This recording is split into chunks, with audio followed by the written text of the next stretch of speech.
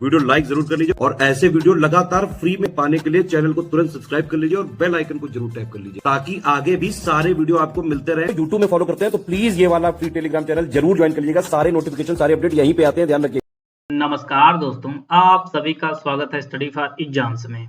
दोस्तों, यह UP triple SC सामान्य अध्ययन सीरीज का यह 5वां वीडियो है।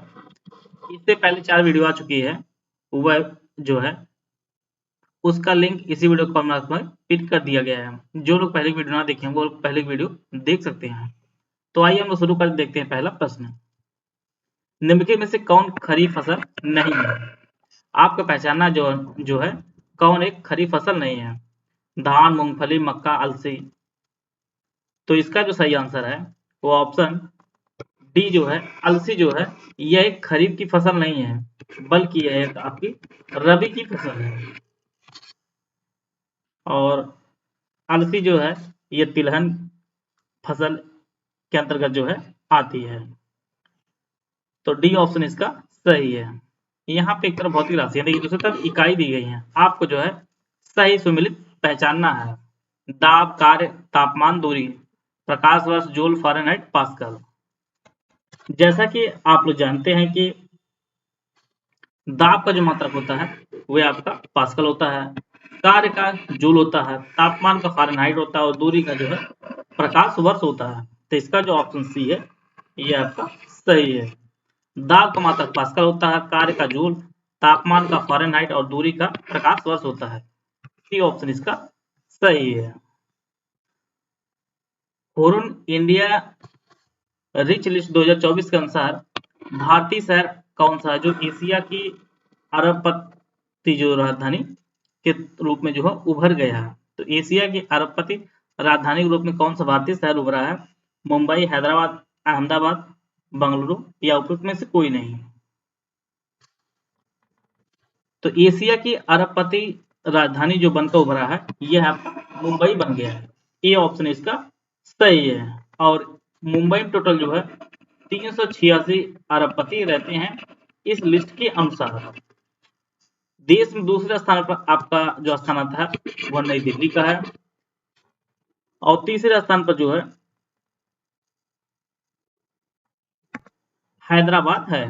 दूसरे स्थान पर नई दिल्ली, तीसरे स्थान पर आपका हैदराबाद है और पहले स्थान पर आपका मुंबई है। और मुंबई जो है एशिया के अरबपति राजधानी रूप में उभरा है। ये ऑप्शन इसका सही है।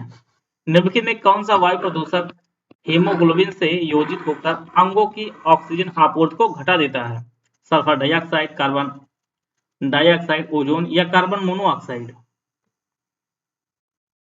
तो इसका जो सही आंसर है वो ऑप्शन डी, कार्बन मोनोऑक्साइड जो है यह हीमोग्लोबिन से जुड़कर जो है ये अंगों की जो ऑक्सीजन आपूर्ति है उसे घटा देता है। तो इसका जो ऑप्शन डी है वह आपका सही है।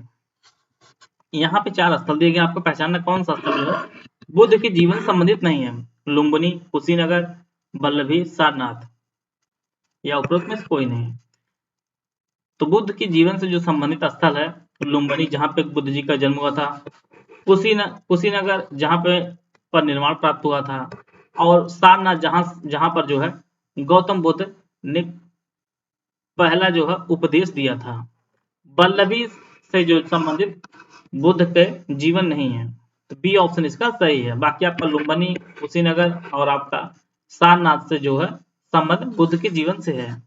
बी ऑप्शन इसका सही आंसर है। एक तरफ समाज सुधारक, दूसरी तरफ संस्था। आपको पहचानना कौन जो है सही सुमिलित नहीं है। दयानंद, स्वामी दयानंद आर्य समाज, स्वामी विवेकानंद रामकृष्ण मिशन, स्वामी रामकृष्ण ब्रह्म समाज, सैयद अहमद खां साइंटिफिक सोसाइटी। पहचानना कौन सही सुमिलित नहीं है। स्वामी दयानंद ने आर्य समाज की स्थापना की थी, स्वामी विवेकानंद रामकृष्ण मिशन की स्थापना की थी, सर सैयद अहमद खान ने साइंटिफिक सोसाइटी की स्थापना की थी, और ब्रह्म समाज की जो स्थापना वो रामकृष्ण मिशन स्वामी रामकृष्ण ने नहीं की थी बल्कि राजा राम मोहन राय ने की थी। मोहन राय ने जो है ब्रह्म समाज की स्थापना की थी।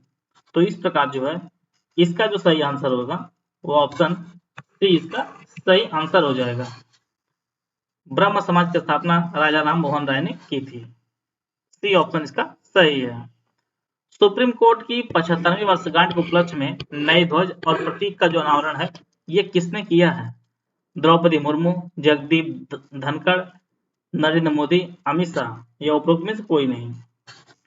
तो 75वीं वर्षगांठ के उपलक्ष्य में नए ध्वज और प्रतीक चिन्ह का जो अनावरण है, इसका अनावरण वह भारत की राष्ट्रपति द्रौपदी मुर्मू जी ने किया है।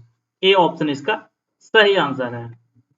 जैसा कि आप लोग जानते हैं कि हमारे सुप्रीम कोर्ट की जो स्थापना है वो वर्ष 1950 को हुई थी और 75 वर्ष के स्थापित होने के उपलक्ष्य में जो है नए ध्वज और प्रतीक का अनावरण किया गया है द्रौपदी मुर्मू द्वारा। ये ऑप्शन इसका सही आंसर है। भारतीय संविधान के संशोधन द्वारा मताधिकार की आयु 21 वर्ष से घटाकर 18 वर्ष कर दी गई है।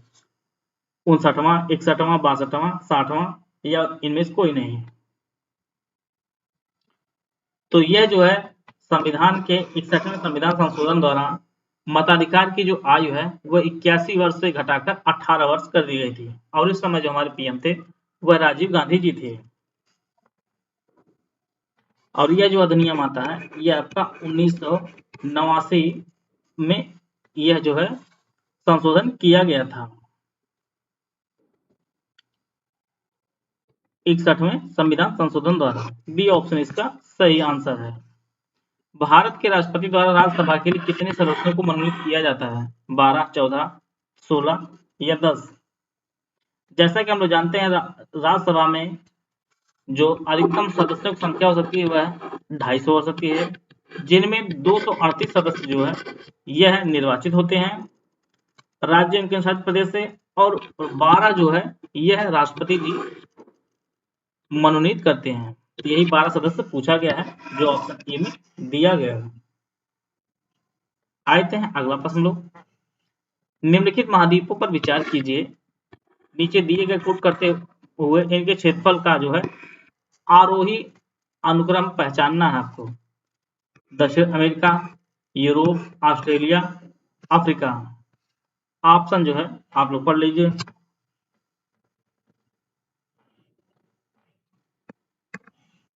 हाल ही में आचार्य एन जी रंगा कृषि विश्वविद्यालय के तिरुपति स्थित क्षेत्रीय कृषि अनुसंधान केंद्र ने किस फसल की एक किस्म कोणार्क को विकसित किया है? गेहूं, चावल, सरसों या मूंगफली?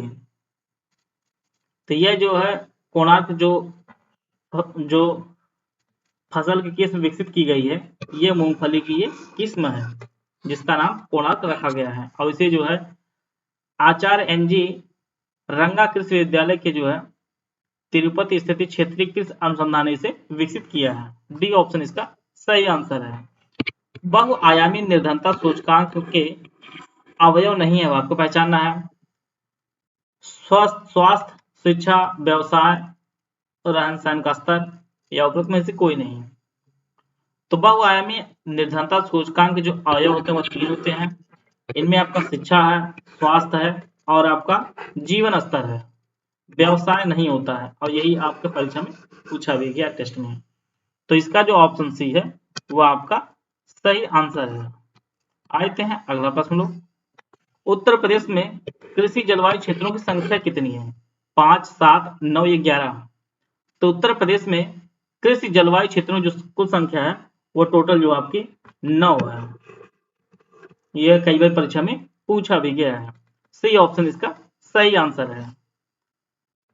बायोटेक्नोलॉजी पार्क कहाँ स्थित है? लखनऊ, वाराणसी, आगरा या प्रयागराज? तो बायोटेक्नोलॉजी पार्क जो है ये आपके उत्तर प्रदेश की राजधानी लखनऊ में स्थित है। ए ऑप्शन इसका सही आंसर है। आगे बढ़ने से पहले आपको बताना चाहता हूं यूपीपीएससी आरओ 2023 एग्जाम के हमारा कोर्स शुरू किया गया है। UPPSC RO pre 2023 exam full paid को रिकॉर्डेड क्लासेस दी जाएंगे, डाउट क्लियरेंस मिलेगी। इसकी जो फीस आपकी 4000 रुपए है। फुल पेड को विद रिकॉर्डेड क्लास है, इसकी जो फीस आपकी 3000 रुपए है। इसमें आपको सब कुछ फीचर दिए जाएंगे जो ऊपर में है। आपको ये डाउट क्लियरेंस नहीं मिलेगा इस ग्रुप में। Only study material group with recorded classes दी जाएंगी। इसकी जो फीस आपकी 2200 रुपए है। ओनली टेस्ट सीरीज का ग्रुप है ये 1000 रुपए है। इनमें मिनिमम जो है 46 टेस्ट सीरीज आपको दी जाएंगे जिसमें 20 फुल लेंथ टेस्ट होंगे 10 जीएस के होंगे जिसमें 40 प्रश्न होंगे और 10 आपके सामान्य हिंदी जिसमें जो है 60 प्रश्न होंगे। 16 सेक्शन वाइज टेस्ट होंगे जिसमें 10 जीएस के पॉइंट होंगे, 6 आपके सामान्य हिंदी के पॉइंट्स होंगे। इसके अलावा जो है 10 टेस्ट दिए जाएंगे रीजनिंग के, और इसमें प्रत्येक टेस्ट में जो है 50 प्रश्न होंगे। तो 4000 वाले और 3000 वाले ग्रुप में जो है ये टेस्ट सीरीज आपको मिलेगी, वो पहले से ही ऐड होगी। ओनली पेड क्विज का ग्रुप ज्वाइन करना चाहते हैं, इसकी फीस आपको 700 रुपए है। इसमें मिनिमम आपको 5000 जो है जीएस और हिंदी की एमसीक्यू कराए जाएंगे। अगर आप ओनली करंट अफेयर का ग्रुप लेना चाहते हैं और यारो का, तो यह 500 फीस पे करके जो है आप इस ग्रुप से जुड़ सकते हैं। इनमें से कोई भी ग्रुप आप ज्वाइन करना चाहते हैं तो यह 3 हमारे दिए गए नंबर, इस पे कॉल या व्हाट्सएप पर जो है जानकारी प्राप्त कर सकते हैं और अपनी तैयारी को बेहतर कर सकते हैं। यहाँ पे आपको पहचानना कौन जो है द्वितीय प्रदूषक नहीं है। पैन, धूम, कोहरा, सल्फर डाइऑक्साइड, ओजोन। तो इसका जो सही आंसर है सल्फर डाइऑक्साइड जो है यह द्वितीय प्रदूषक नहीं है। औद्योगिक गतिविधियों के माध्यम से उत्सर्जित होने वाले प्रमुख प्राथमिक वायु प्रदूषक जैसे आपका नाइट्रोजन ऑक्साइड, सल्फर डाइऑक्साइड और हाइड्रोकार्बन सौर विकिरण के प्रभाव से जो है वातावरण में अभिक्रिया करते हैं, जिस कारण जो है द्वितीय वायु प्रदूषक उत्पन्न होते हैं। जैसे आपका ओजोन हुआ, O3, पैन हुआ, ये सभी जो है द्वितीय प्रदूषक हैं। पेरोक्सी एसिटाइल नाइट्रेट इसका फुल फॉर्म होता है। इसके अलावा जो है सल्फर डाइऑक्साइड SO2 मुख्य रूप से विद्युत संयंत्रों और अन्य औद्योगिक सुविधाओं में जीवाश्म ईंधन के दहन से जो है उत्सर्जित होने वाली गैस है, और यह जो है इंजन, जहाजों, अन्य उपकरणों जैसे मोबाइल स्रोतों से ईंधन के रूप में जो है दहन से निकलती है। तो इसका जो आंसर जो आपका सी सही इसका आंसर है। यह जो द्वितीय प्रदूषक के रूप में नहीं आता है। यहाँ पे आपको पहचानना कौन सही सम्मिलित नहीं है। राजा जी राष्ट्रीय उद्यान हाथी, पेरियार राष्ट्रीय उद्यान हंगुर, मानस राष्ट्रीय उद्यान हाथी, दुधवा राष्ट्रीय उद्यान टाइगर। इसका जो सही आंसर है तो ऑप्शन बी पेरियार राष्ट्रीय उद्यान जो है ये हांगुल के लिए नहीं प्रसिद्ध है, बल्कि पेरियार जो है ये हाथियों की झुंड के लिए फेमस है। बाकी पेरियार जो आपके केरल में स्थित है, पेरियार राष्ट्रीय उद्यान आपके केरल में स्थित है।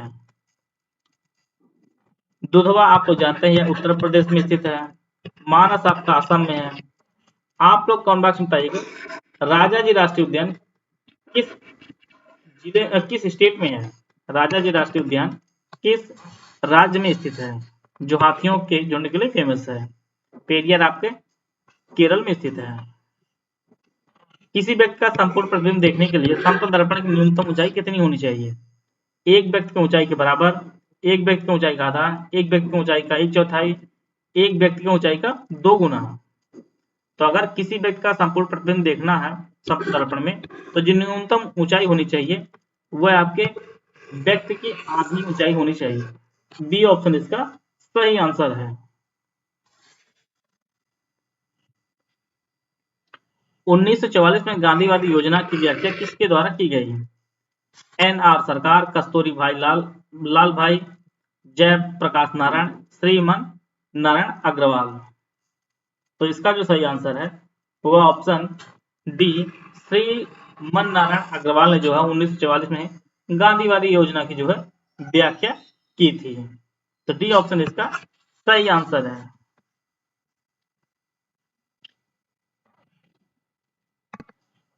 पौधों में जाइलम मुख्य रूप से किसके लिए जिम्मेदार होता है। भोजन का परिवहन, अमीनो अम्ल का परिवहन, पानी का परिवहन, ऑक्सीजन का परिवहन। पौधों में जाइलम जो है यह मुख्य रूप से जिम्मेदार होता है पानी के परिवहन के लिए। इसका जो ऑप्शन सही है वो आपका सही है। जाइलम जो है यह पानी का परिवहन करता है और पोषक तत्वों को जो है जड़ों से पत्तियों तक पहुंचाता है। सी ऑप्शन इसका सही आंसर है। निम्नलिखित में से कौन सा जल प्रवणता को दर्शाता है। थर्मोकलाइन, हेलोकलाइन, पाइक्लोकलाइन या केमोकलाइन। तो जल लवणता प्रवणता को प्रदर्शित करता हुआ आपका हैलोक्लाइन होता है। बी ऑप्शन इसका सही आंसर है। आशा है आप सभी को बहुत कुछ जानने को मिला होगा। मिलते हैं नेक्स्ट वीडियो में, तब तक जय हिंद जय भारत।